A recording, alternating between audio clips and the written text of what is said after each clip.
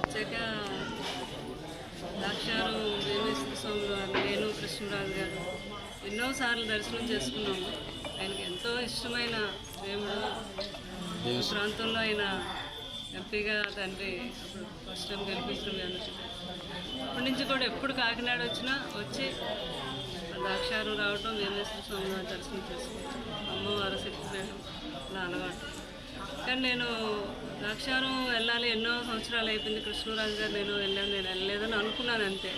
కానీ అనుకోకుండా అక్కడ ఏదో కార్యక్రమం అని కాకినాడలో పిలవటం, ఇంట్లో వని సెరమనీకి రావటం, అంటే భగవంతుడు నాకు అలాగా పిలుపునిచ్చాడు అనమాట. భాస్కర్కి ఏం కావాలని కోరుకున్నారు దేవుని? అది మీ అందరికీ తెలిసిన విషయం. భాస్కర్ పెళ్లి గురించేగా మీ అందరూ అడిగారు. తప్పకుండా బాబుకి పెళ్లి చేయాలని మాత్రం మనస్ఫూర్తిగా పార్వతీ పరమేశ్వరుని నేను కోరుకున్నాను. ఈ సంవత్సరం చేస్తాను ప్రభాస్ గారికి పెళ్ళాను అంటే అది శివుడు ఆజ్ఞలో ఎందుకు చేయమైనా కుట్టదు అంటారు కదా. భగవంతుడు ఆజ్ఞ ఆయన ఎప్పుడు ఏ రోజు అనుకుంటే ఆ రోజు జరుగుతుంది. తప్పకుండా ఆ శుభ సమయం వస్తుంది. అలాగే మా పిల్లలు ఆడపిల్లలు ఉన్నారు, వాళ్ళకి కూడా ఆ తండ్రి మంచి సంబంధాలు చేస్తారు. అంటే ప్రభాస్ గారికి మీ ఫ్యామిలీ కుటుంబంలోనే మ్యారేజ్ చేస్తారు, బయట ఏమన్నా సినిమా హీరోయిన్లు ఎవరన్నా?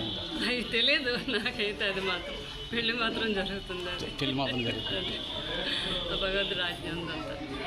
ఓకే, చాలా సంతోషం. Thank you madam.